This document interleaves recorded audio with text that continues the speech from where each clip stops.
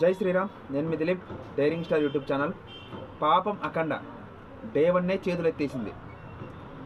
అసలు బాలకృష్ణ గారికి ఇంత హైప్తో, ఇంత క్రేజ్తో, ఇంత పీక్ టైంలో కూడా 50 కోట్ల ఓపెనింగ్స్ లేవంటే నిజంగా చాలా షాక్ అయ్యాను నేనైతే.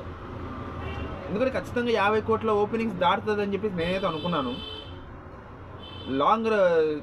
చిరంజీవి గారి రికార్డ్స్ కూడా కొడుతుందని చెప్పేసి నేనైతే భావించాను. బట్ ఇంత హైప్తో వచ్చిన ఈ సినిమా డే 1 కొట్టకపోవడం ఏంటి? నాకైతే నిరాశ అని చెప్పాలి. 50 కోట్ల ఓపెనింగ్స్ కూడా రాలేదు సినిమాకి. 48 కోట్ల ఓపెనింగ్స్ వచ్చినాయి. అదేవిధంగా షేర్ పరంగా 30 కోట్లు వచ్చినాయి. అంటే ఈ సినిమా హిట్ కావాలంటే ఇంకా 75 కోట్ల షేర్ రావాలి.